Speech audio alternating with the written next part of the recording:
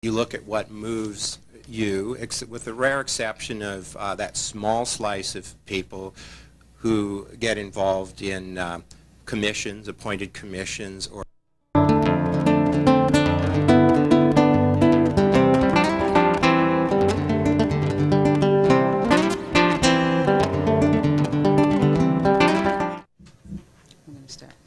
Good afternoon, and welcome to the opening plenary session of the 11th Annual Envisioning California Conference, Markets, Corporations, and Civic Duty. My name is Felicianne Ramey, and I am Dean of the College of Business at California State University. Before I introduce the panelists, who represent one of the most eclectic group I've seen, let me provide you and them with the context for this session. The general theme of this year's conference, Paths to California's 21st Century, is to explore what it will mean to be a Californian in the 21st century, and whether this will require rethinking traditional definitions of community, citizenship, collective, and individual rights and responsibilities. We want to open the conference with a discussion of the role of markets and corporations in deciding public issues. Public policies built on market-based solutions are more popular, persuasive, and pervasive today than in decades. Republicans and Democrats, liberals and conservatives, all approach governance and public policy issues from the viewpoint that market-based policies are preferable and ultimately more effective than traditional forms of government regulation and intervention. For example, earlier this year, President Clinton visited the Mississippi Delta, East St. Louis, Pine Ridge Indian Reservation, and several other areas of persistent poverty. The President spoke of the need for capital and investment and of America's new markets. He announced legislation that through tax incentives and investment tools would encourage corporate America to search for opportunities in these untapped markets. Last month, a National Public Radio report on the effect of thermal islands on the rising average temperatures in Phoenix, Arizona, featured city officials saying that rather than mandating rooftop gardens and trees in parking lots, market forces of increased utility costs and construction demands would correct the problem. Obviously, in a capitalist society, government has always been attuned to market forces. In the first 50 years of our nation, the bulk of federal expenditures went to roads, canals, and other projects designed to open the frontier to economic development. In 1967, Robert Kennedy wrote, "To ignore the potential contribution of private enterprise is to fight the war on poverty with a single platoon with great armies, while great armies are left to stand aside." The most effective way to encourage new enterprise in urban poverty areas is through tax incentives. But I think it is equally obvious that the language and the substance of public policy is more oriented toward market solutions than any time since Engine Charlie Wilson was famously misquoted as saying, "What's good for General Motors is good for the country." And that brings us to the point of discussion. George Soros, who made the richest of Midas in the stock market, recently wrote, "Although I have made a fortune in financial markets, I now fear that the untroubled intensification of laissez-faire capitalism and the spread of market values in all areas of life is endangering our public and democratic society." Our goal with this plenary session is open, full, and provocative discussion on whether Soros's fears are well-founded or exaggerated, whether California in the 21st century ought to do more to base its public policies on market-based solutions, or are we forgetting the inherent differences between markets and politics? What should the balance be? I have asked all the panelists to talk about 5 or 10 minutes to address these questions, then engage in a free exchange among themselves and you, the audience. Let me introduce the panelists in order in which they will speak. To my left is Ron Unz, is arguably the most interesting political figure to emerge in years, a theoretical physicist who made millions developing software for Wall Street. Mr. Unz was the chief author, proponent financier, and campaign strategist for Proposition 227, the bilingual education reform measure. A recent article in the New Republic captured the fascination and challenge of Mr. Unz by saying, "Has California's crazy initiative process now given us a benevolent philosopher king, or some mad political equivalent of Dr. No, who's turning California into his policy plaything?" Okay. To Jean Ross, who was to be here today, of the California Budget Project, had a death in her family, and so she's unable to join us. However, to Mr. Unz's left is, in her place, Jim Lights. Jim worked for many years in the state legislature in the areas of tax policy, economic development, and international trade, as well as being the chief of staff for Assembly Speaker Cruz Bustamante. Jim is an alumna of UCLA, Sac State, great, and the Senate Fellow Program. To my far right is Mr. William Cash, a conservative member of the British Parliament, a noted international speaker and pundit. I think it would be fair to say that Mr. Cash is one of the most prominent Thatcherites in Parliament. In addition to his policy and political roles as a key critic of the EU, Mr. Cash is also an accomplished international business attorney. To my direct right, our last panelist is Professor John Henry, my colleague from the Department of Economics at California State University, Sacramento. John received his doctorate at McGill University. He has traveled extensively observing the interplay of markets and governments in the Americas. So let us begin, Mr. Unz, and ask, is George Soros right to be fearful? Well, I think probably my take on this question will be slightly different than I think the direct way the question was intended as to whether markets and the buying and selling process really should become significant in the policy side of government. And I think I'll probably focus more on what relates to my new initiative, which is the idea of whether it's right for the buying and selling to really become a key part of the politics that we have right now. In other words, I think one of the greatest problems in California and in our political system overall is the role of money in buying and selling political offices because of the current structure of our campaign system. And it is interesting that George Soros, besides being concerned about the question of the free market having a larger role in our policies, also believes very strongly that the free market in the worst possible sense has come to dominate our politics and has made actually campaign finance reform a very important part of his proposals as well. I think when you look over California in the last 5 or 10 years, you really see the growth of a complete market in the buying and selling of political offices. And I'm somebody who's been involved in the political process for a long enough period of time that I'd certainly been aware of these abuses for a number of years. But it was actually the 227 campaign, the bilingual initiative campaign, which really brought me face to face with the dreadful state of this system right now. In that, for example, during the campaign, one of the things that happened early on, and probably most of you involved in the political world know this, there are things called slate mailers in the state of California which you receive close to election time. They look like very official statements of support from, for example, Republicans for Life or Democrats for Choice or the official Latino voter guide, which endorses a slate of candidates and initiative petitions.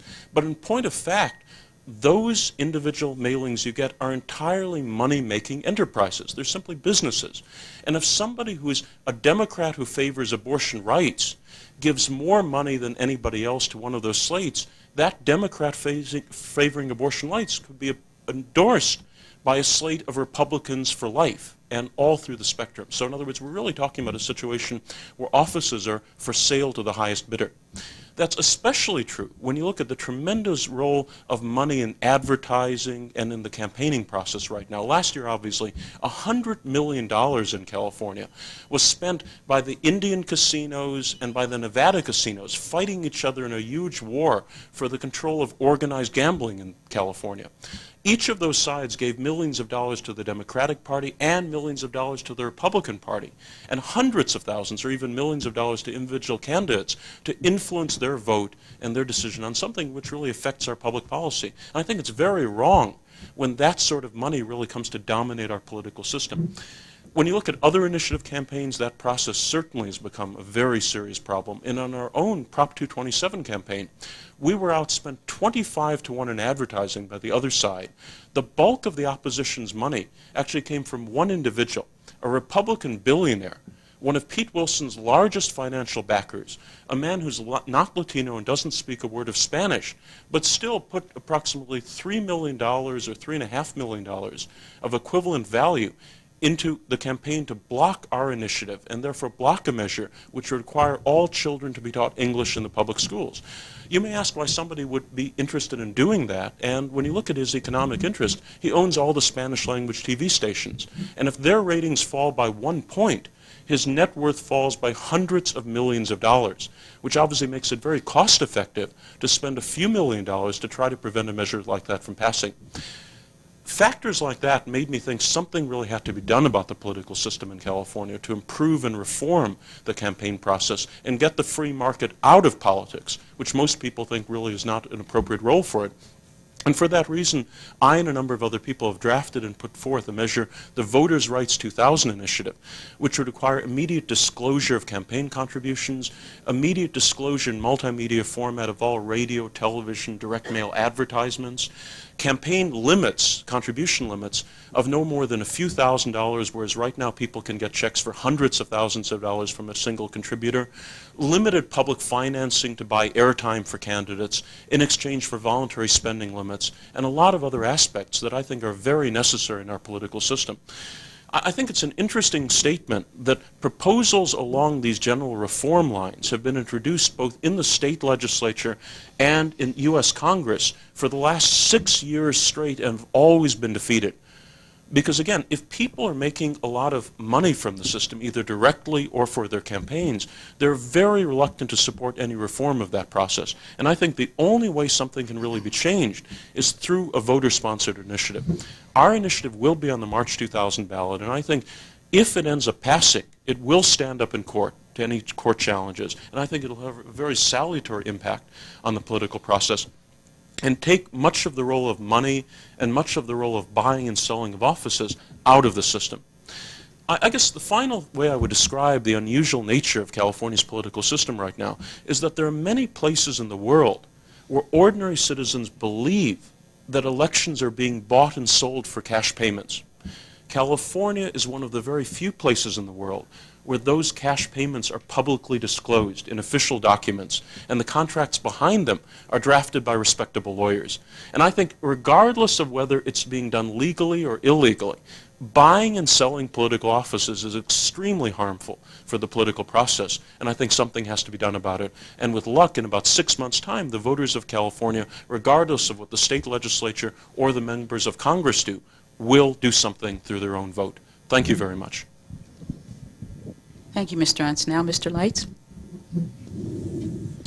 Good afternoon. When I first heard of the topic here, the first thing that came to my mind was the notion, and let me restate it again, it's going to be slightly different take than Mr. Unz's with regard to campaign finance reform, but I really looked at this topic as being one of what is the role of government in setting out a business and regulatory environment that is favorable for business, and if government chooses that option, then is that something that's going to benefit all of society, or will it be in some ways a detriment to the society? But then I would also break that down to what segments of society are impacted negatively or positively by those government actions. And the first thing that actually came to mind for me was the notion of trickle-down economics. And as I read the question, it was one of, do you create an environment where business can make the greatest profit? And then if you do that and businesses are doing well, the overall economy is strong, is it something that the overall society would benefit from? And I think there are yes and no answers to that question, and it can get quite detailed as far as what exactly government is thinking. When I look at it as economic opportunity for society as a whole and the greatest number of people within the society. If business is strong, what is the work and employment opportunities presented for people? Can savings rates go up? Can people now have a better ability to afford homes than they might under a business environment that is not as favorable for the businesses themselves? And it's something that, again, made me think immediately of trickle-down economics, and hindsight, maybe depending upon your point of view being 2020, this is not something that I thought really worked. The whole notion, I think, is revealed in the phrase itself, and that's trickle-down. And if a trickle is all you can get out of a policy, then what good is it doing if your overall purpose is that the society as a whole would benefit? Now, if that flow is at 1,000 cubic feet per second, like you might find at a river or a dam or something, then that's different. But that's not the case in that particular economic policy. My own experience is in one of developing tax policy, having served for a few years in different capacities within the legislature dealing with tax proposals. And the main issue that we as policy analysts had to address is what this legislator is proposing going to really achieve the intent that they're seeking to accomplish here? And those were not always easy questions to answer. And let me give an example. Let's say you want to generate investments in the inner city. And so someone presents a tax credit proposal that would be, let's say, 60% of an amount invested in a certain type of business, what have you, whatever it might be. And the initial response to that would be, okay, well, what's that going to cost the state? It's not necessarily a look at how many jobs will that proposal create, what will be the effect on tax receipts from income taxes and increased sales taxes because 100 new jobs were created. That's not necessarily the viewpoint that is taken within the legislature. It's more a straight cost. If people make these investments and we would otherwise collect those taxes, you knock off 60%, that's how much the state loses. And that's really the basis for the evaluation. Well, I think we can all understand that that's not a fair basis for an evaluation. And it's difficult because the facts and statistics are not always available to support what might really happen if this proposal is enacted. And then you add politics to the situation. There's folks concerned about that cost. What is that 60% going to do? In the first committee, the bill ends up being reduced down to a 40% tax credit. In the next committee, it's reduced down to a 20% tax credit. And now everyone feels a little bit better about the cost to the state of that bill. Well, we can live with that amount of a loss. Well, as it turns out, you may have reduced the incentive such that it's no longer much of an incentive for a business to make that investment. If it's, in this example, an inner city investment, I think history shows that that's not something businesses are falling all over themselves to do to begin with. And so if you don't make the incentive high enough, then you may not accomplish the original goal. Fine, you made a political compromise and you got the bill through, but it really may not end up having the intended effect that you had when you introduced the proposal. And that's where politics in the legislative process can come into play as government makes some of these decisions. I think that it's important to note, I think the campaign finance factor does play into some of that because the same folks that are making the campaign contributions will continue to go to these legislators and express their viewpoints on various proposals. But I would like to point out that the gentleman Mr. Unz referred to that gave a lot of money to the No on 227 campaign, at least at the last numbers that I heard towards the end of last year's election, that gentleman was the single largest donor to Gray Davis, Dan Lundgren, Jane Harmon, And I don't think Al Checky took any of his money, but he probably would have ranked up there as well. And so certainly these kinds of folks cover their bases. And so you figured he would have been in decent shape no matter who won. And so those factors are clearly present and something that must be dealt with.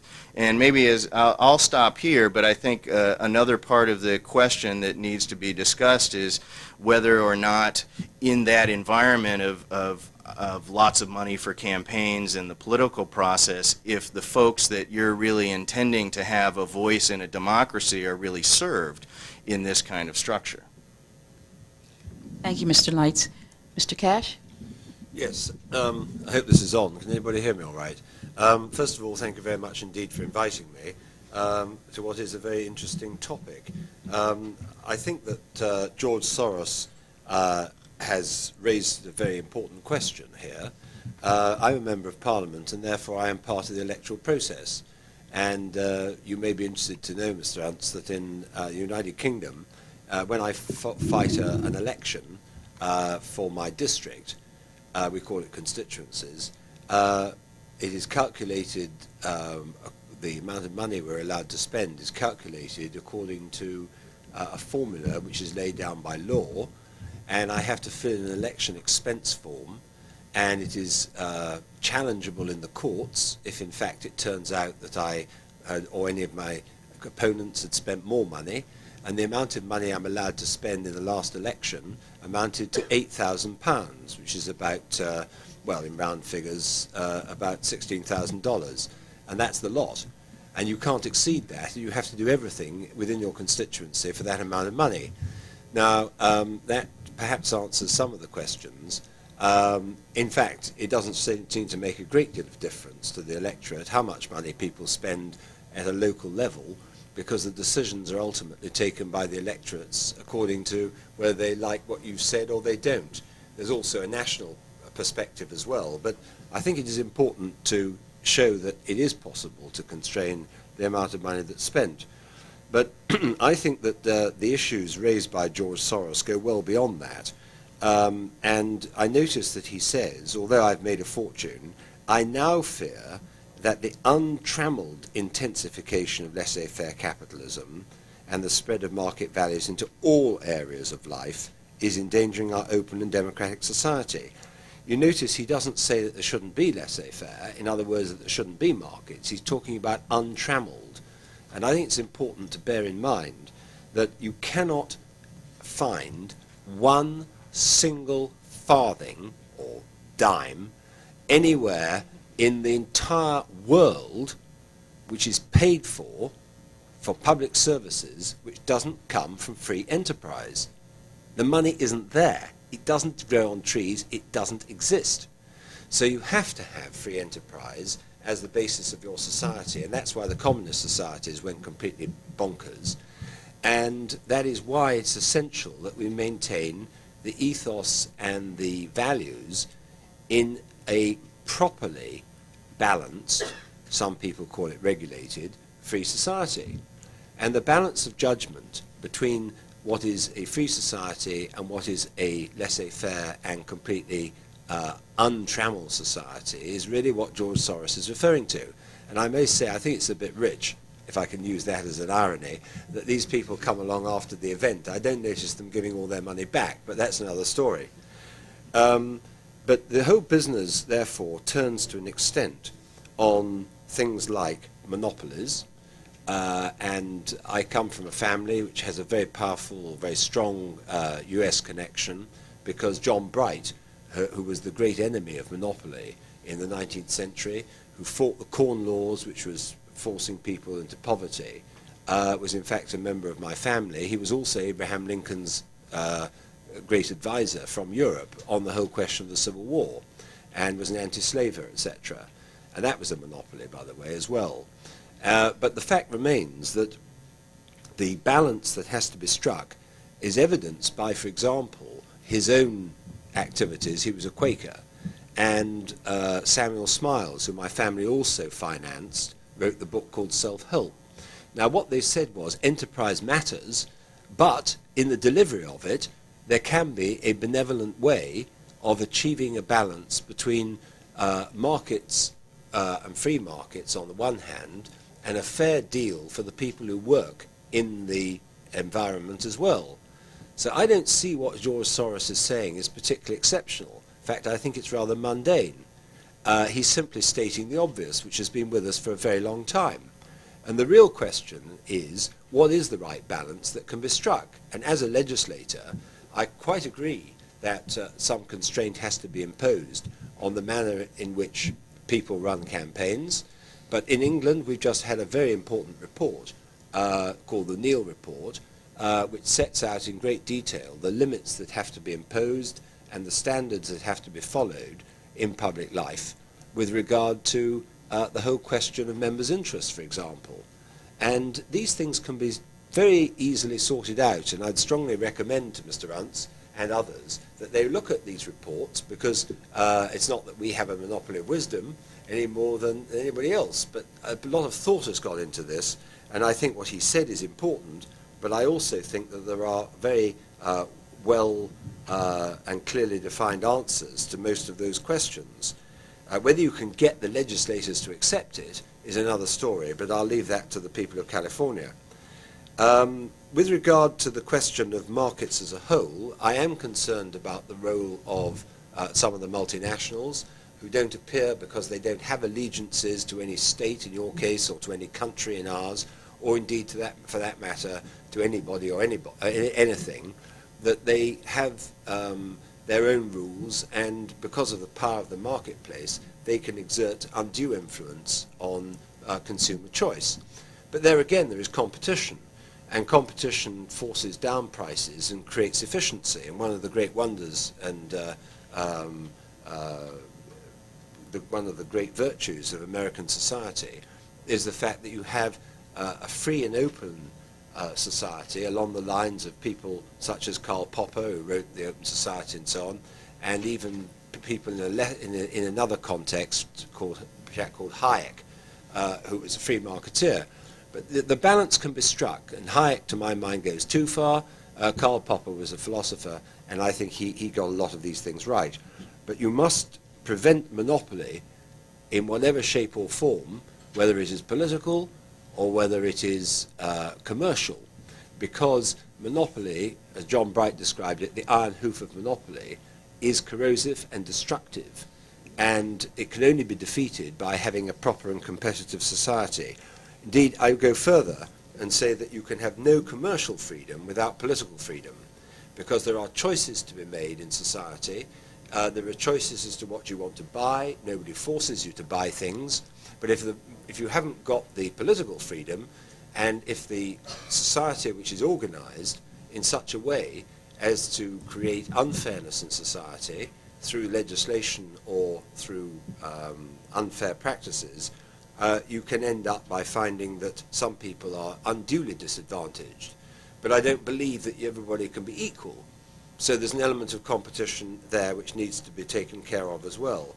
And finally, I'd say that with regard to the whole question of privatization, as we call it, having, as you know, in England for a couple of decades, had nationalization, where we had a socialist-driven society, which is what the European Union is going to become, a huge legal framework driven by monopoly interests and by socialist framework, which is going to be very dangerous, by the way, for the United States, because it's going to be a protectionist unit, which will do a great deal of damage to your trading, because you export about 40%, and your investment program is about 40% of everything that comes out of the United States into Europe.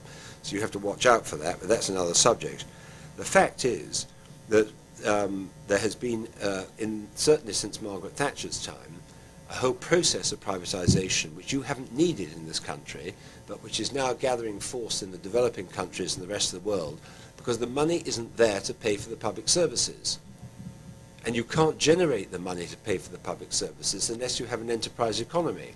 So if you took the unqualified words of George Soros, and he did use the word untrammeled, but if he was to have said, I don't believe, after all, that a free market economy is the right way to go, he'd have been completely wrong. He's not saying that. But I do want to draw attention to the fact that he's talking about the proper balance of self-regulation, the manner in which privatization can be conducted, taking some services out of the public sector because they can more efficiently be provided in the public sector, but without creating a situation in which some people have a greater undue advantage as against others.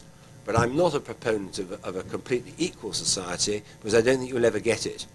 There are many other things I could say, but in conclusion, I'd simply say a small business society is the beginnings of a better society.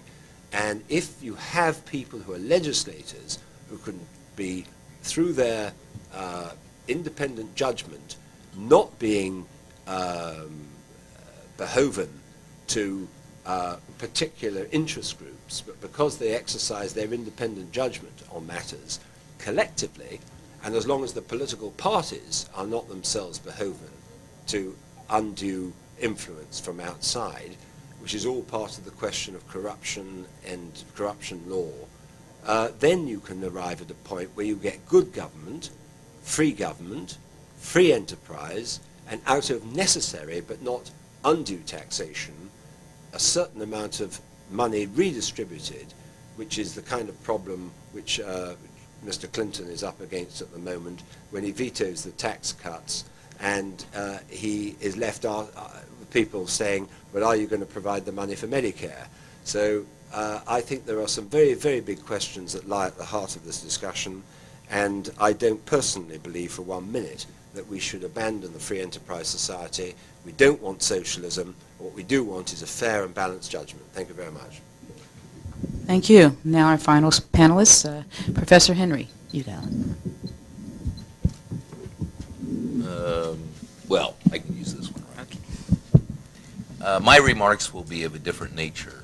I'm not holding public office. I'm not running for public office. And I am not lobbying in the political environment. The debate surrounding markets has existed for as long as there have been markets. And notice I use the word in the plural because there is no such thing as the market. A great deal of the discussion and controversy and perhaps confusion surrounding public policy surrounds the distinction or confusion thereof surrounding markets themselves. And what I'd like to do is position my remarks in the 1930s and pick up on a debate that actually emanated from England with two major reports, one from the Treasury and the other a Royal Commission Macmillan report, as it was called, and discuss some fundamental differences between conceptions of markets and where those fundamental differences in conception lead to different public policy recommendations based upon underlying theoretical conceptions of these markets. And I'm going to have to mention the word Keynes. I hope that won't be too upsetting, but yeah, I managed to avoid using the Now, in the early 1930s, British government released two reports that had enormous impact on public policy recommendations for the immediate period. The Treasury report argued that government spending was self-defeating, that markets were essentially self-equilibrating, coordinating mechanisms, and even though we had, or they had, well, we all had, temporary aberration with extreme rates of unemployment, 20%, 40%, depending upon where one was, that was indeed a temporary aberration, and markets left to themselves would bring about full employment. And at full employment, as you are in fact using your economic resources to their maximum, if government were to spend, all it would do would be to push out private spending and there would be no net effect. This is what we would call in the modern period crowding out. The other report, the Macmillan report, also spoke to some institutional arrangements within a larger economic context and argued that the real problem, or the real cause rather, of the significant unemployment rates of the UK and elsewhere was labor unions. Labor unions had successfully pushed wages up above the market wage, the wage that would exist if market forces were allowed to basically dictate prices. And as a consequence, the demand for labor was less than it otherwise would be, and the effect of that was that labor found itself unemployed. There was simply no demand for it, and therefore a public policy recommendation was that labor unions should be significantly weakened, if not eradicated altogether, because they interfered with the workings of the market. Now, in subsequent discussion and debate, one of the points that was brought out in that debate was that these recommendations rested on a particular conception of a particular kind of market. And the conception, and this is, by the way, found in economics textbooks at the 1B level all the way through the PhD level today. The conception of the economy is this, that it's essentially that of a medieval village fair, where independent producers, small farmers, craft producers, meet at a regular time on an appointed day and exchange their individually produced commodities, their individually produced goods. Forces of supply and demand will dictate the relative exchange value, the price of these commodities, and all individuals have an incentive in their own interests to follow these market dictates, because these market dictates will produce efficient results. Now, this is a little clumsy because barter economies tend to run into trouble from time to time. The seller of wheat who wants to buy shoes must find a seller of shoes who wants to buy wheat, etc. So being inventive, these individuals then invent something called money, and money serves as a medium of exchange, and it has no power, no economic role beyond that. And this view of money, by the way, is at the heart of modern-day monetarism. Alan Greenspan, chairman of the Federal Reserve Board, argues that he is a monetarist. I don't think he is, because his actions would belie that. But monetarism is one of the strongest forces in the modern period, and monetarism is clearly a market-oriented economic philosophy or theory. Now, most pro-market arguments, free market arguments, laissez-faire arguments, where government has little or no role in the economy, are based upon this view of the underlying economy. Markets then tend to be coordinating forces, they tend to be equilibrating forces, they tend to be harmonizing forces, and individuals, as they are all equal players in this market, must take then individual initiative and individual responsibility for their own actions. These markets tend to full employment. If I want to buy more, I must work more. I work to the level that I choose. And if I'm not working very hard or not at all, it must be my choice, because all I have to do is, in fact, produce, and then I can exchange, play in this market, and consume income. Now, various economists in the 1930s developed theory that countered or argued against this view of the economy. Keynes was not an exception. He was one of several major economists, Gunnar Myrdal in Sweden, Mikhail Kalecki in Poland, But he became the best-known economist who represented an alternative position on the nature of markets. Keynes says, well, this is all fine, except that you're misspecifying the nature of the economy. The economy that you are specifying has nothing to do with the economy that exists. And hence, the markets that you are specifying have nothing to do with the markets that exist in the real economy. Your theoretical foundation is inappropriate, incorrect, and therefore the public policy recommendations that you are recommending on the basis of that foundation are also incorrect.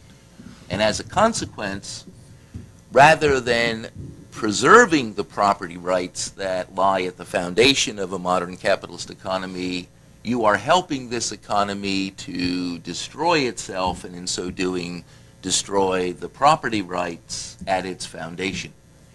Keynes was a conservative, not in the sense of liberal conservative as far as political parties are concerned, but he in fact was very pro-capitalist, wanted to preserve capitalist property rights, but believed you had to do that by understanding first the nature of a capitalist economy and the nature of capitalist markets. Capitalism is a monetary economy, Keynes argues.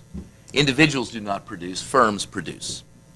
Right? And firms produce not to produce goods, which are sold for other goods, but they produce goods in order to sell for money. Money is not a means through which exchange takes place. Money is the objective of the economy. It's the end result. It is the purpose of production in a monetary or a capitalist economy. And this economy is a debt economy. When firms produce, they incur debt. They must hire plant, they must hire equipment, they must hire workers, and they must hire these inputs long before they produce one single item that can be sold. Debt is a necessary, integral part of this economy. The problem with a monetary economy, and the problem with a monetary economy based on debt, is that debt tends to grow over time.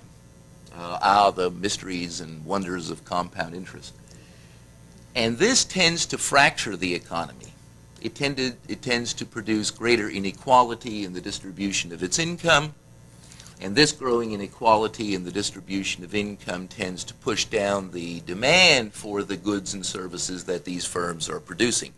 Firms have increasing problems, in fact, finding markets in which to sell for their goods, and therefore pay their debt payments that are necessary to keep the production exchange cycle going. In this form of economic organization, markets are not designed for the exchange of goods. Markets are designed to clear debt. And if markets aren't properly functioning, debt cannot be cleared, and the production cycle comes to an end. That's called the Depression. And that's what we had in the 1930s, and we have modified forms of throughout the history of a monetary economy. This is an integral aspect of a monetary economy. What Keynes argues was that governments were necessary, not as an adjunct to the economy, but as an integral aspect to the economy, to form a new spending unit, a spending unit that wasn't dependent upon private incomes. Consumers depend upon their private incomes to purchase goods and services.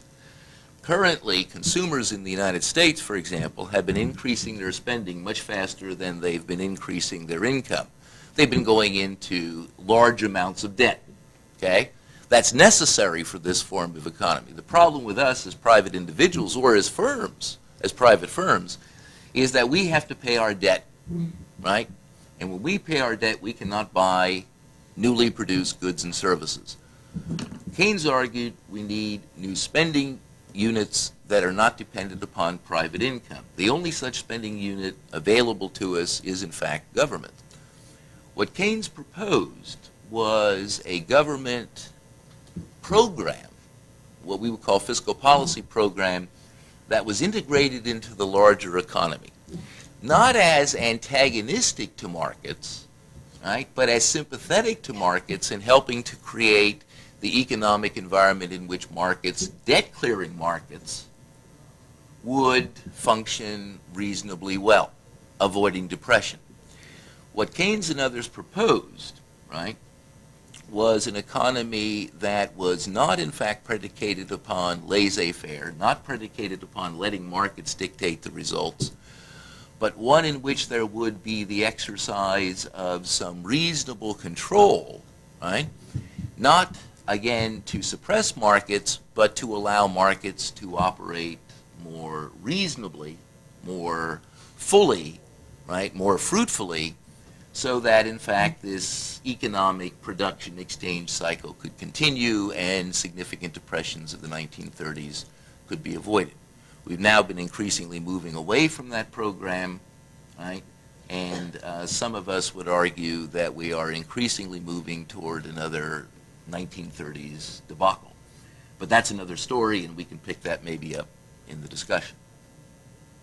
Did I? Sorry. It's okay. That's just about, okay. To nudge me. No, that's all right. Thank you. How about comments or questions from the audience, please? Lady in the back.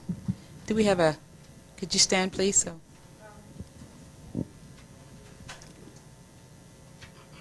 Markets, corporations, and civic duty. I was wondering if the corporations are multinational and the traveling that would keep them in line occurs so far from national governments, but national governments no longer have any control over multinational corporations. Do they have civic duties? To whom do they owe them? And by what mechanism can they be made to fulfill them? And specifically on, if any of you want to comment on the charter, the UN proposed charter for global democracy, I'd be interested in talking about that. Who wants to take a Well, stab at it? I think that was directed at my remarks about multinationals, so perhaps I can reply. I hope you can hear me.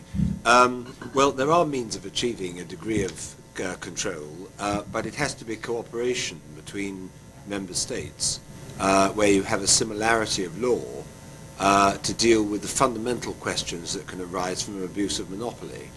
What I'm completely against is world government and the international jurisdiction that logically one could adopt in order to deal with the problem of a very numerous number of multinationals in critical areas of the economy, whether it's oil or whether it's in relation to supermarkets or whatever else.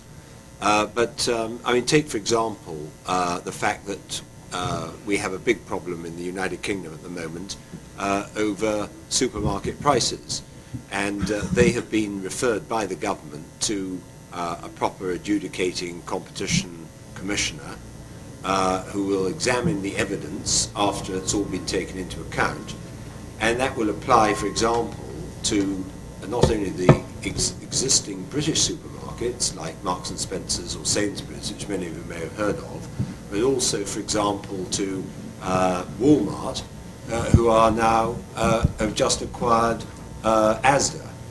And so what I'm saying is, don't despair about the fact that there is a control that can be exerted, and there is also the pressure of public opinion.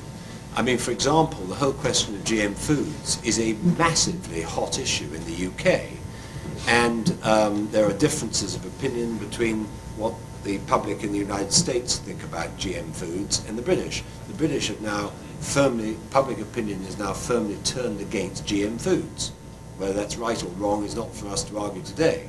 What I can say is that the effect of that has been to green all the supermarkets, irrespective of the fact that they are multinationals. So they're now having to respond to this. Now, I'm not saying whether that's good or bad. What I'm saying to you is it's what's happening.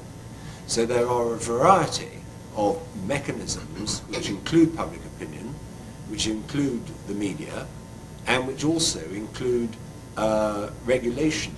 But don't imagine, please, and this is just my personal, very strongly held view, that you'll solve the problems of multinationals by responding to it with world government, because there is nothing worse than the remoteness of that unelected, unaccountable, undemocratic government. As I said in my opening remarks, you will have no commercial freedom if you don't have political freedom. And if you have world government, you will not have political freedom. If you have European government, you will not have European commercial freedom either. on the same topic, but concerning the supermarkets and all this. The legislation that Governor Davis just vetoed today, I'm not sure how I felt about it because it all happened so quickly. There wasn't much civil debate about it, it seemed. And I wondered if you could talk, any of you, how we could maybe get that out into the public for discussion and a little more ownership of a decision. Well, you described one of the peculiarities of the legislative process, and that is the ability to amend a bill most any time, and if the powers that be within the legislature are willing to allow a bill to move forward, even if it has not gone through the standard processes. I guess I was having a hard time sleeping the last night of session, and I was actually up watching the debate on that bill at about 12:30, 1 o'clock in the morning. And it was it's very interesting. You know, it was a kind of a collision of different political forces that created that bill, having to do with labor management issues in essence. But it was one, as I myself listened to the debate, really found that the bill was going in a direction that government should not be heading. The bill would have dictated how much internal space could be allocated for certain types of products, in this case food. And it was one that, you know, I don't think it's government's role to tell a retailer how they should or should not lay out their internal retail space. And that being said, there should be some controls, however, on the impacts of these kinds of large stores on an existing community's economy. It's a question of what approach you take to do that. And in my mind, it should rest more in the hands of local government in their planning processes than it should at the state level, laying out some broad dictate of what you can and cannot do within the four walls of your store, so to speak. And so, you know, I really think there needs to be a balance in these kinds of regulatory efforts, and you have to keep in mind what your real purpose is. You know, is your purpose to support the Safeways and Lucky's that feel their market share is being trammeled upon because these larger stores that have a decent market share but getting into new products like fresh food? It's really a matter of how you get there to find that balance and what kind of balance you're seeking. Gentleman in the way back.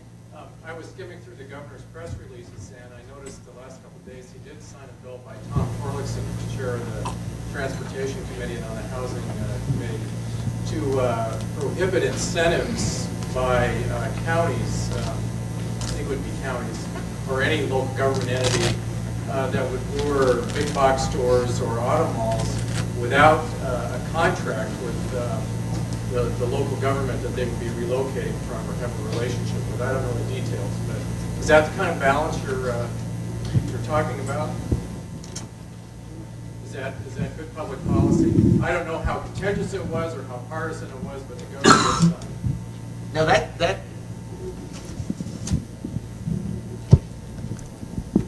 I don't know the details, right? Obviously, but if one follows call it the Keynesian argument, for want of a better word, it's not really that's not what it should be called, but it's necessary to maintain a proper environment, right? So as to both control and to allow to evolve, right, these debt-clearing markets based upon private firms producing goods and services. And you can't let that market sort of, dominate the more important considerations of life, which go beyond the mere satisfaction of consumption requirements or whatever the case would be. Food. I'm not suggesting food, clothing, shelter aren't important, but there's other matters that are at least equally important. I'm blundering up here. Let me start again. Okay? What is necessary is to create an environment.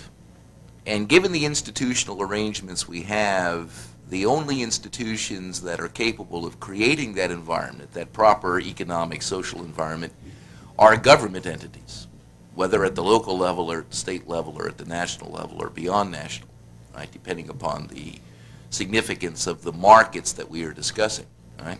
So it would seem that by dictating the rules, and governments always dictate the rules, right? If government authority is conscious of the relationship between the rules that it sets, right, and the economic environment within which these markets will play themselves out, right, and does that in a very conscious fashion, right, as apparently has been done here, right, where the rules are announced, the game is announced, right, everybody knows what the rules are, that seems to be, in fact, the proper way to go. But I just want to say one more thing on a different subject that was prompted by the first remark upon which these others then have followed. There's another way to, in fact, develop the public policy approach that goes beyond the existing governmental institutional arrangements. Apparently, in Little Rock, Arkansas, recently, normal citizens, and we have been left out of the equation, I think, for too long.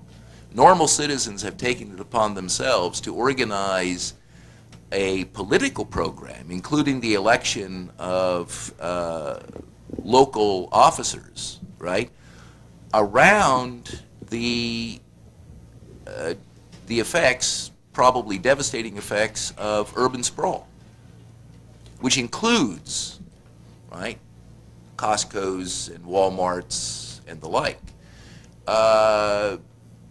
Rather than trusting elected government officials who may be hamstrung a bit, right, in order to arrange the proper rules, perhaps we should take more responsibility on ourselves to do so.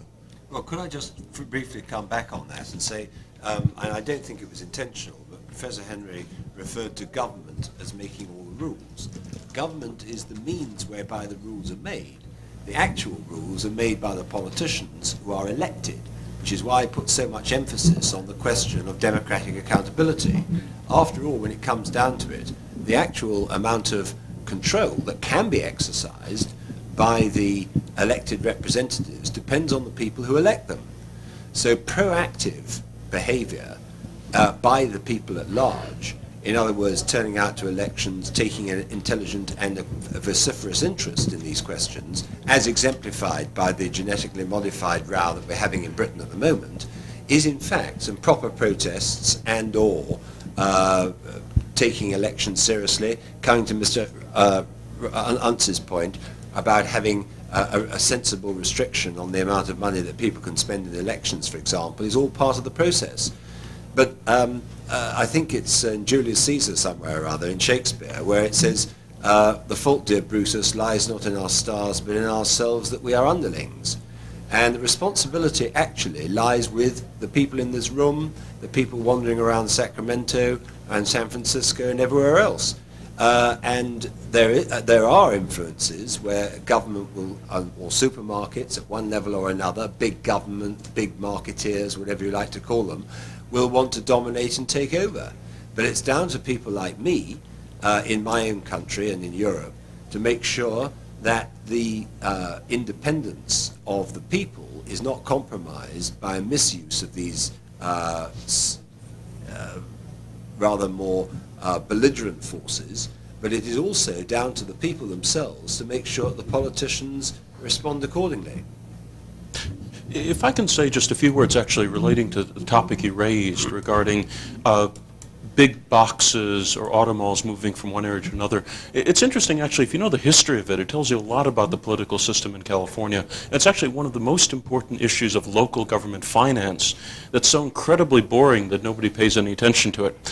When Proposition 13 was passed 20 years ago, it included a throwaway line in there that nobody really paid much attention to at the time, which effectively took control over all property tax revenues away from local government and gave it to the state legislature. Because of that, local governments, having lost control over property taxes, are very eager to get their hands on some other source of revenue. one of the largest available sources of revenue are sales tax revenues. And so these auto malls and big boxes stores generate tremendous sales tax revenues, which means all the local governments fight very hard to get them on their territory, since then they keep all of it. And their battles have been going on for 10 or 15 years, where local government will provide all sorts of tax incentives and breaks, and actually sometimes cash payments to lure a Costco or an auto mall from somebody else's territory to their own. The reason, and obviously it's a very ridiculous thing when you have all these local governments competing to give away a lot of money to try to desperately get sales tax revenue.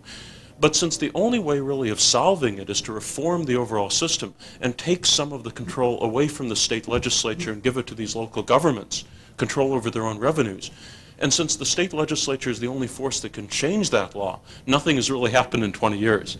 And so I don't know the exact details of the bills you're referring to, but it seems like certainly a step in the right direction, reducing to some extent the competition between these local governments over the local sales tax revenues, and therefore making the system a little bit more efficient. I think the gentleman in the back had it, and then in the front, okay? Thank you. Yes, please. Yes. I'd like to propose or suggest that there's a false equivalence that was, I believe, in some of the remarks between the campaign financing of initiatives and the campaign financing of candidates. And a similar and related false equivalence between the abuses in underdeveloped nations and the abuses here. And I'd like to illustrate by some of the material that we already have before us. The major contributor that was spoken of in the initiative campaign did a polarized financing. He invested in the outcome of that election. In the candidate campaigns, the same gentleman, as is true of others of his ilk, has very little concern with the outcome of the election. He finances both sides. Rather, his investment and their investment is in making sure that whomever is elected, they will be beholden. And that's unlike the underdeveloped countries. In underdeveloped countries, a good example is Kenya, where we gave a large amount of aid to the school system of Kenya, and Daniel Arap Moi, standing for election, accepted the money, shut down the schools, grabbed the funds, and paid 25 cents a vote. That's the classic example of buying an office. That doesn't happen in America. What happens in America is not buying an office. What happens in America is you buy the government. And you buy the government by making sure that you are not qualified for office unless you have sufficient bucks to have public credibility.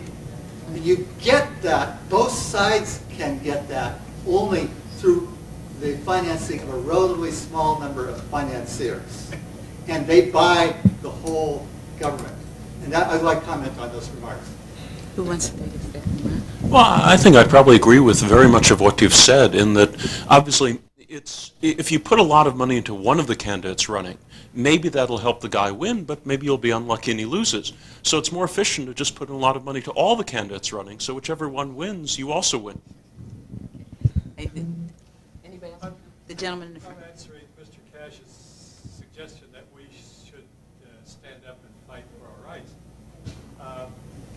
The newspapers in this country, as well as in yours, are under the control of magnates who can swing a national election if they choose to do so.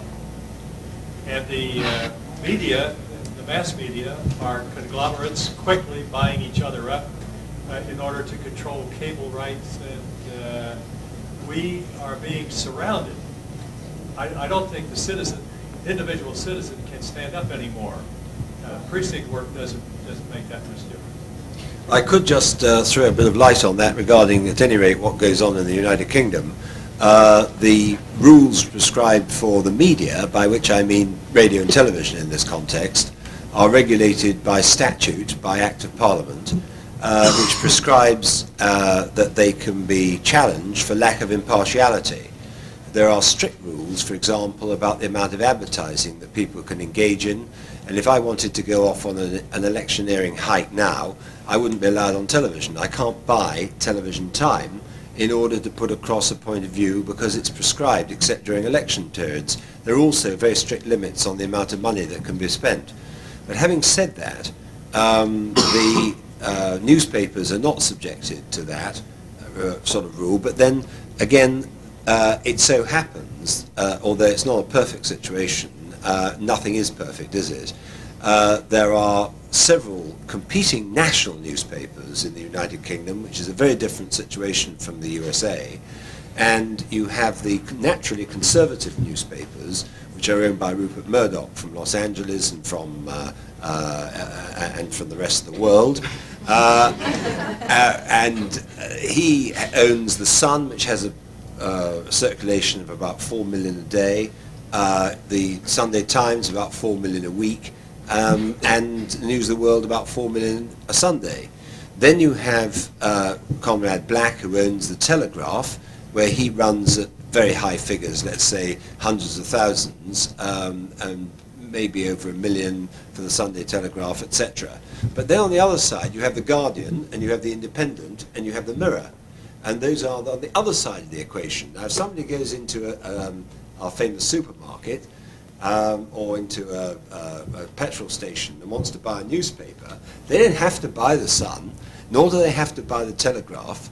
They may choose, and many of them do, to buy The Guardian or The Independent or The Mirror. So the question is, yes, they do have massive influence, but I am not surprised about that, and it is up again to the politicians and people by exercising their choices as to whether or not they say that they don't like what's in newspapers. There are huge battles that go on. I mean, I've sued the Mirror in the past.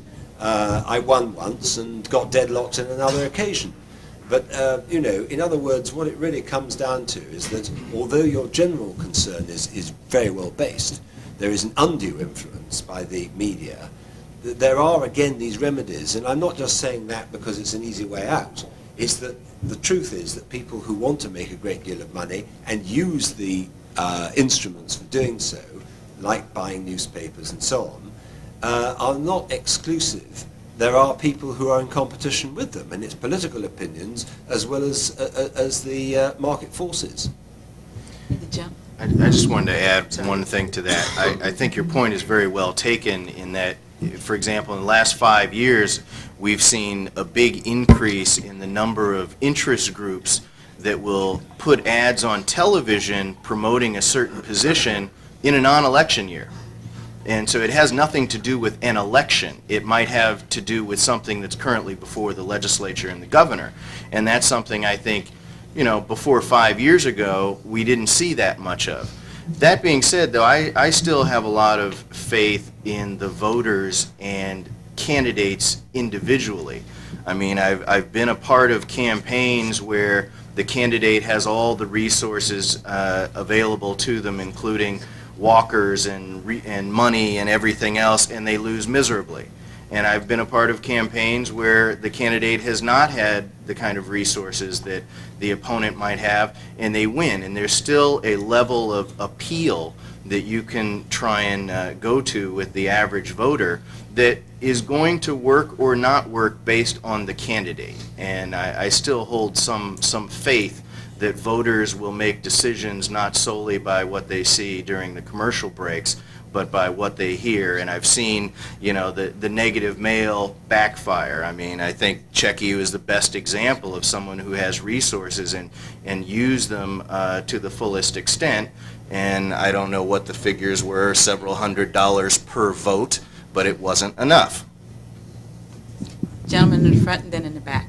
Okay. Well, I'm just intrigued by Mr. Cash's comment about the political unaccountability of the European government, or God forbid, even worse, a world government. I believe, obviously, in our own motto, E pluribus unum.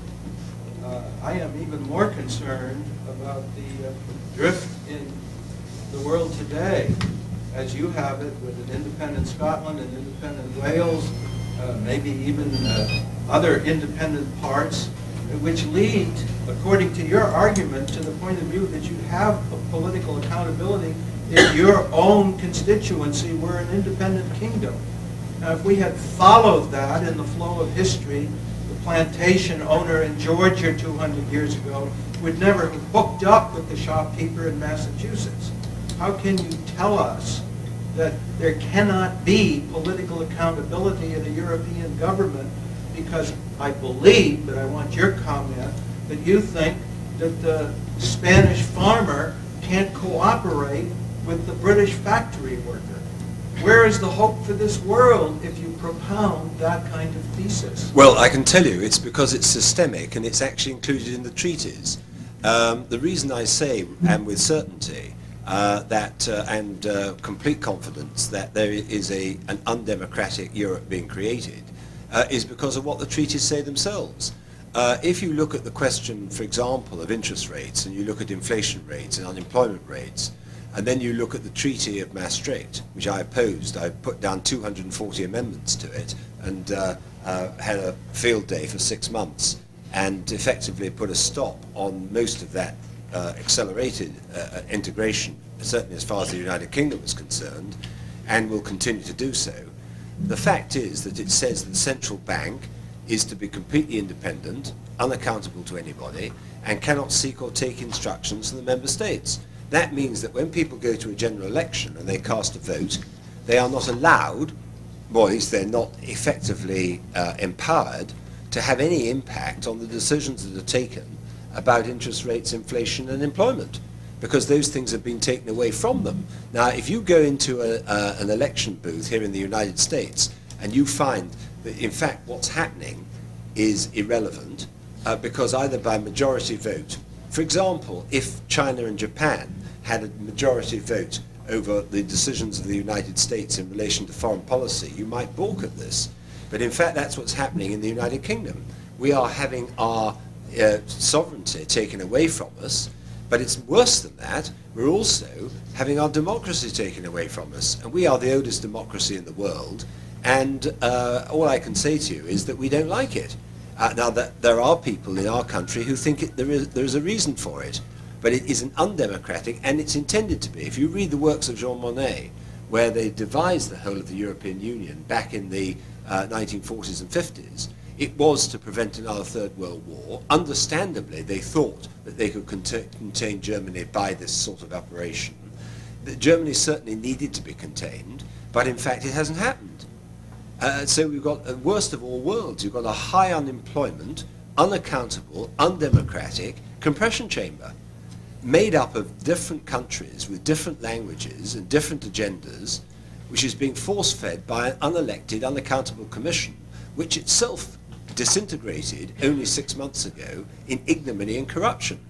Now, I don't regard that as satisfactory. And when I said that 40% of everything that you produce goes over to Europe, you have a very profound interest, let alone Kosovo, Bosnia, and the Gulf, to be sure that this new bloc that's being created is indeed accountable and democratic.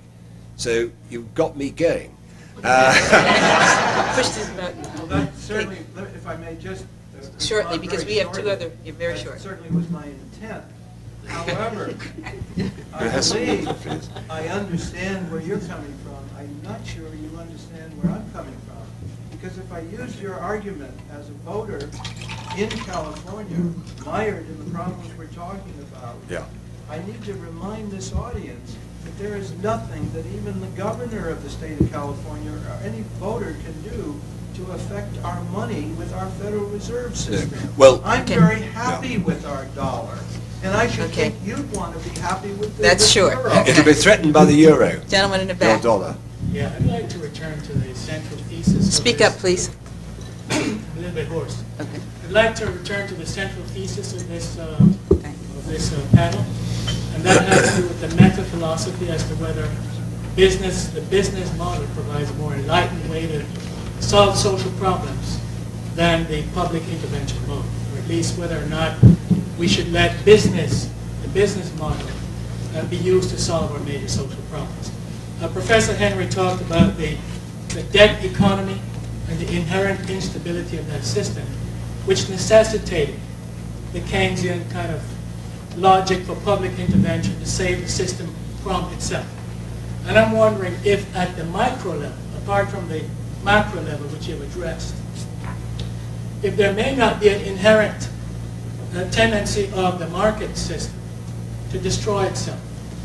To wit, is it a short-run oriented kind of model that might deplete resources more rapidly than might otherwise be the case, or that might be socially acceptable? For example, we're moving more and more into these large transportation vehicles, the SUVs, that give a small amount of miles per gallon, and it also increases pollution. Is there inherently in the automobile market system a tendency then to exploit petrochemicals at a rate higher than socially accepted? The other one is a tendency in the system to externalize social costs in a way that might be detrimental to the system itself, so that it chokes on its own waste. So is there inherent in the system, apart from the macro level instability you talked about, a micro level kind of motivation where it eats itself and necessitates then public intervention?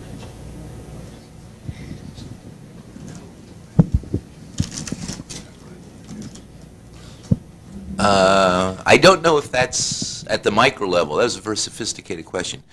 At the micro level, whether that is inherently a necessary tendency, but it seems to be what we observe. In the SUVs, for example, I was watching a PBS show about a year ago, and there was an automobile expert, a guy who studied the automobile industry, and he said, look, these guys are producing in order to make money, right? I mean, they're not producing in order to exchange for another good. They're producing in order to make money. And what they want is the highest possible profit margins. In the 1960s and certainly after 1973, there was a public demand for fuel-efficient, small, lightweight vehicles, etc. And we've now forgotten that, right? So what they will do is try to foist ever larger automobiles on you because the profit margins are higher. These obviously consume more resources. They tend to be wasteful of oil supplies and what have you. If there's an inherent tendency that is self-destructive in terms of the larger natural environment, right, it would have to be examined, I would argue, at least, in the context of these debt-clearing markets where you are attempting to secure as much revenue as possible, right, profit margins as great as possible, so as, in fact, to maintain your debt structure, to repay debt, and allow that production exchange cycle to continue so that debt can grow in the future. Because that is a necessary tendency. Or a necessary outcome of the system. And the arguments have been that capitalism is a destructive economy with regard to the natural environment's larger environment. I don't know what's socially acceptable, though. That's a problem, because that has to be established by society itself in some fashion. What are the we're going to have to deplete mineral resources if we're going to survive under any economic system. Right? So what's socially acceptable? I think part in answer to your question is about the inherent notion of trying to solve some social problems. I think it's no. There is not an inherent desire or motivation, I think, on the part of someone, as the professor stated, who is in business to make money, to solve problems in that process of making money. I think a better example of the SUV situation is that of the slow development of electric car technology, where you have oil companies that clearly see if you're able to get an electric car that rolls along at 80 miles an hour and you can drive all day, you'll think about buying that versus a gasoline-powered automobile. And the technology does not exist to create, or it may exist, but if it does, they haven't brought it to market. And there's reasons for that. Now, the pollution that would be reduced, I think, is pretty obvious, and research can put numbers to that. But it hasn't happened. I mean, to me, that's the social good, is creating a better living environment in urban areas with less pollution. But it hasn't happened, and don't know that it's going to happen, at least in that example of electric cars, in large numbers anytime soon, because there's money-making forces, in this example in the petroleum industry, that are going to prevent that if they can, or certainly delay it as long as possible. Could I just add one very quick one to that, because I think it's a very important question and a very important comment you've just made. The fact is, yes, there's no doubt that oil companies would not want to see themselves driven out of business. After all, they just deal in black liquid, don't they? But it gets turned into other things, and in the United Kingdom, for example, the tax rate on petrol, for those of you who've ever been there, is astronomical. So the government has a very powerful interest in maintaining the level of tax that comes from the petrol. However, this raises a big important question about civic duty, which is the center of this discussion. And the answer is, come back to what I've tried to say on a number of occasions, is that it is down to the legislators and indeed to individuals to maybe somebody who wants to develop an electric car, if you can do it and it will work, just as they transferred from delivering post by post chase in the 17th, 18th century, 19th century. They then had new technologies. They had to give way. This is the way things go. But the government then has to intervene on the side of those who are actually producing the more efficient, the more environmentally satisfactory new developments to ensure that there is a fair game being played, and that the people who are trying to maintain the antediluvian dinosaur technology are actually competed against by the new technologies. And that is what enterprise is about. So the new inventions then come along, and if you have a proper regulatory system which acts as an arbiter to prevent the monopolists from maintaining their monopoly, then you end up with a new development which is beneficial to mankind. But that is a very important question. And I think that it can be done. The question is, have the people got the will, have the legislators, have the political parties got the desire to put this through? But that comes back to the question of whether they put this to the people and ask the people themselves, the electorate, to turf out those who are not prepared to actually do the right thing for the right reason. I think this lady right here, and then over there, right here first. My question actually is for Mr. Unz. We know that the initiative process has become a huge business in California, from paid signature gatherers to the campaign consultants and the public relations firm that benefit hugely economically from these campaigns and the enormous amount of money that's spent on these campaigns. But I was interested in kind of an aside. You said in your comments that you asserted with a lot of confidence, in fact, that your initiative would succeed where others have failed in being upheld in the courts.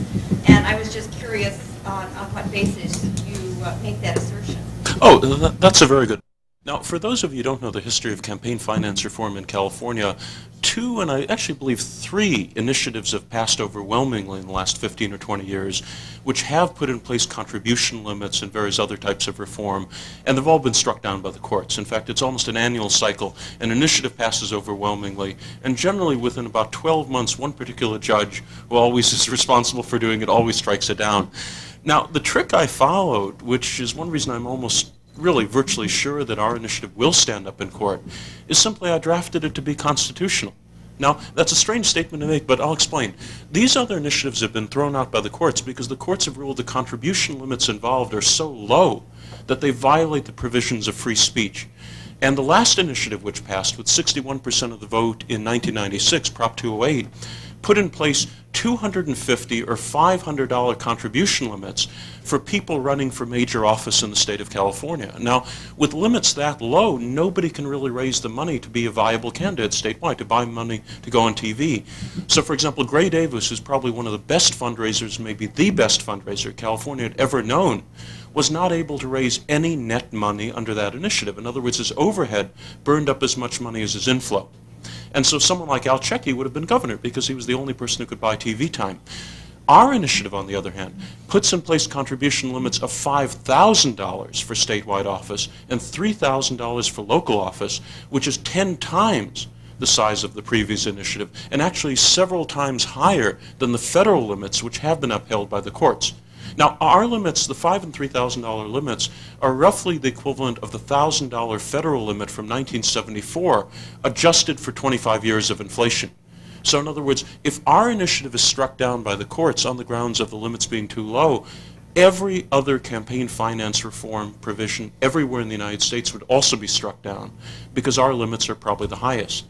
Now, that means that a number of reform groups are reluctant to support our proposal, because they say the limits are too high. In other words, they admit that the initiative is constitutional, but they say the limits are too high from the point of view of true reform.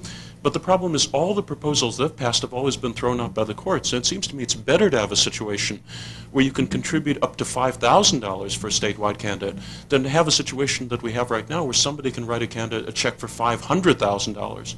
Because the truth is, I don't think most politicians in California are so corrupt that you can buy them for $1,000 or even $5,000. But if you offer some of them a check for $500,000, I think you can tempt an awful lot of them to be bought. And that's the problem with the current system. So the simple answer to your question is our initiative has much higher contribution limits. The limits are higher than those have already been upheld by previous courts. And for that reason, I really would be astonished if it were struck down. You want to make a short comment, and one last question? Go ahead. I don't know. Just in listening to that, I was curious as to a person with means who has the ability to write that really large check above your limits, why they would not feel their constitutional rights aren't being violated by the initiative. For the average person, a $5,000 limit is probably high enough, but there's going to be a sector of society that's going to say, no, that's not high enough for me. That's a very good point. In fact, the Supreme Court's key decision, Buckley versus Vallejo, on the issue of campaign finance reform, held that the infringement on free speech, which was involved in putting in $1,000 federal limits, was justified by the fear of corruption, or the perception of corruption. And I think it's a reasonable case to make that allowing somebody or an organization to write a politician, say somebody running for governor, a check for $500,000 or $1 million at a single time, certainly either can cause political corruption or at least the perception of corruption. And I think probably everyone in this room would agree that there's certainly a perception of something strange going on if somebody writes somebody a check for $1 million. And so for that reason, at least, if the Supreme Court follows its previous case law on the subject, our initiative will certainly be upheld, and hopefully will have a positive impact on the process. One last question. Well, back to the electric car example and leaving it to the free will of the people. I was thinking about the transportation system in the Bay Area. Some time back, it was a mass transportation system called the Key System that was effective. It went from the East Bay to San Francisco. And what the auto companies bought up the tracks across the Bay Bridge that was the beginning to the end of that system. And so in terms of just leaving it to the will of the people, it was obviously something that was beneficial to all the people in the Bay Area. But I don't think that like individuals or even local politicians could have stopped that because of the profit motive of the big automakers that bought up the tracks and took actions like that that eventually eliminated that system. And it was also similar in Los Angeles too. So I think of regulation as like it's for the public good or the common good. And now free markets are kind of sexy. They're sort of the popular way to go, and I think people forget about that all regulation is about is for the common good. And I guess where it gets complicated is good bureaucracy or good regulation. Quick comment. We got 1 minute. Oh, that's an interesting observation. In the 1930s, General Motors, Standard Oil, Firestone Tire, I believe. I think those were, is that correct? I think basically, there's no other word for it, conspired. And these were, of course, large corporations and had an interest in promoting the sale of automobiles which used tires and which run on gasoline.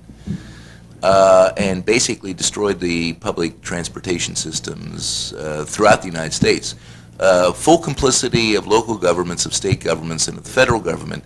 Although a couple of years ago, the federal government actually sued them for what they did in the 1930s, and I think forced them to pay a fine of $10,000 I mean, it was some, it was some very low number. I can't remember what the number was, but it might have been $100,000, but, petty cash. So you do have a problem, right? And it's a very good point to make, that even if you have a good activist, interventionary, regulatory mechanism where the rules are clear and what have you, and the environment is proper, you always have this potential for violation of the rules, basically. We'll let our international guests have the last comment. Well, I mean, I think there are ways of handling it, and I agree entirely that sometimes the fines and the rules are either insufficiently enforced or the fines are insufficiently large. But there's no question at all that these days there is a trend in competition law, which is really what we're talking about, in busting monopolies, which can be directed by the self-interest of corporations for purely profit motives, to be broken by the intervention of a fairly balanced tribunal, which simply says you can't do this. And I think some of the battles that are going on at the moment in relation to the new technologies are sort of self-fulfilling examples, because there's no doubt at all that huge corporations which have benefited mankind enormously by their initiatives and their new designs and their new systems are themselves being subjected to very severe competition by even brighter young chaps aged 23, 25 who come zooming in and give Gates a real rough time, just as he did before with IBM and so on. So I think that you have to accept that there is a dynamic in this, but there is at the same time an absolute requirement for a proper regulatory system enforceable by jurisdiction and by fines, which are commensurate to the amount of good that can come from a properly regulated system. Mr. Cash, Professor Henry, Mr. Leitz, and Mr. Unz, thank you for a very exciting time.